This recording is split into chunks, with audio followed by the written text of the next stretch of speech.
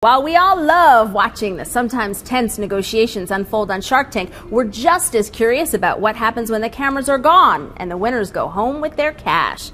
Kim Nelson of Daisy Cakes joins us from Columbia, South Carolina. She walked away with a big investment from Barbara Corcoran. Barbara continues with us. Thank you both for being here. And Kim, I want to start with you. You make these unbelievable homemade cakes from an old family recipe, and I'm curious when you realized that those recipes could actually turn into a real business. Well, your local community can only support you so much. You know, they've been very generous, but we really wanted to, when I say we, my mother and I really wanted to get it out there and have it, you know, as a mail order business so people can order online from our website, and so we could ship our cakes and increase our customer base. And as soon as you did that, you realized people will order online. This isn't just limited to the people in my neighborhood who know me well. People who don't even know me will buy from me.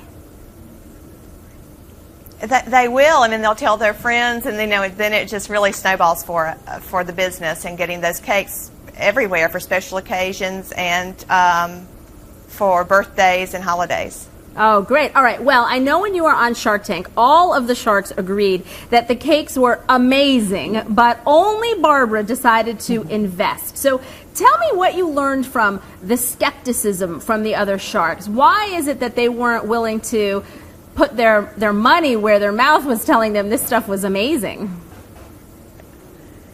Well, I thought that was interesting, Tori, because like Barbara noticed, the men, they really did keep eating the cake and oohing and ahhing over it. But it was a bit humbling that, you know, I got the rejection, and then, you know, exhilarating, of course, that Barbara did invest.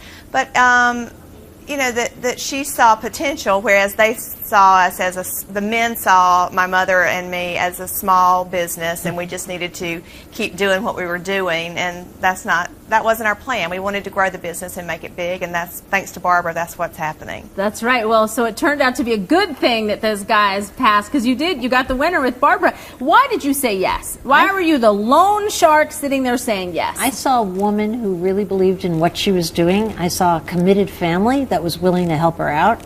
I saw someone who had been through a lot of rough times and come out of them, so she had stamina. She was going to be a fighter. And I saw delicious cake. Those men, the more they asked questions, the more they degraded her to a degree, the more they were chewing the cake. They wouldn't stop eating. So I just decided to trust what I saw versus what I was hearing, and I figured these cakes are going to sell. And by the way, I knew it was the best cake I had ever tasted. Wow. All right. So tell me what you expect from Kim. I expect her to be the new Paula Deen. I saw a woman who had tremendous charisma, could sell her product, could stand and hold her own, and had a phenomenal product. And I thought the world was ready for her. I saw tomorrow's Paula Deen without any doubt, and I believe that's exactly where she'll wind up. How are you going to help her get there? I'm going to market the bananas out of her. So I was careful with my language here. Okay, I'm going to market her and make her the front man of her product. We're going to manufacture this cake in a homemade kind of way that she does with her mother every day of the week, and we're going to build that business. Wow, that sounds exciting, Kim. I know. I tell you what, to have Barbara's clever business savvy behind me, and she's so creative. And she's so focused on, you would think I was her only business. That's how I feel. I feel like you're she's the apple of my heart. all you about and all me the other and all about my business. Oh, that's exciting. Thank you, Barbara. You really do make me feel like I'm your only girl. That's good. Exciting. My dad had 10 kids, and he made us all feel like we were the only children. I think I learned that from him. Oh, that's sweet. That's a gift. Oh, yeah. Oh, you're not supposed to make us. Oh. Okay, so you made a really clever deal also. In $50,000, and you get paid back $1 every time Kim sells a cake. Do you know how exciting it is to get $1 per cake to actually see a return on your investment from the very first sale? From day one. So, Kim, do you feel the pressure? Do you feel the pressure to pay back the money? Say yes. You know, I think it's going to happen a whole lot sooner. Yeah, it is pressure, but it's going to happen a whole lot sooner than anybody imagined, I think, too, Barbara, don't you? I mean, yes, there's pressure, but, you know, how many you cakes, can feel it. It's just coming. For the record, all good. It's already here. How many cakes have you sold? I just want to check my check amount. How many to date have you sold? Oh my gosh! Well, we'll probably have to verify that with Danny, but close to 5,000 already, and it's only been a month. That's not a bad return on That is pretty $50,000 good. for 1 month. We got to. I want more shares. Oh, and look, I want to show you this. This is our first customer, Barbara.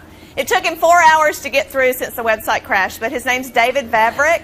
He's from Crown Point, Indiana, and he took him 4 hours, but he became purchaser number one of our cakes. Send me that and he money. ordered 2. Send me that money. That's my dollar there. I'm going to send it. I'm going to send it. It's your dollar. And then you guys will take a picture of the check with the date on it and send it to those guys who passed and say, yeah. look what could have been yours, right? You rub it in One their whole face dollar. a little bit. So the last Exactly. question, I would love to ask you, Barbara. So I know that in Kim's case, she knew that she had more than just this family recipe when she put it online and saw that other people besides those who knew her would buy it.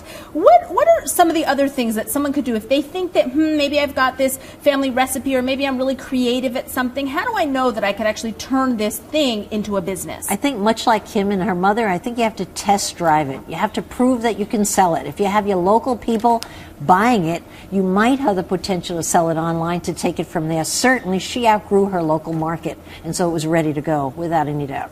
Oh, all right. Well, now I'm hoping that everybody's going to want to taste this cake. I love right? DaisyCakes.com. Come on, you're supposed to be helping us sell this Believe stuff. me, we're going to sell it. We're going to put it up on the screen. We're going to do everything. So, Kim, thank you so much for joining us. We're excited to track your success. Thank you. And Barbara, of course, it. keep us posted, and so will you. And if you want to taste a daisy cake for yourself, or you want to buy a whole lot of them, go to one at a time. ILoveDaisyCakes.com. But you can order though for like everybody in the family. Right? Definitely, yeah, you can place a lot of orders. Even behind in our orders, we can't keep up with the pace. All right. Be One at a patient then. time. Be patient then. ILoveDaisyCakes.com.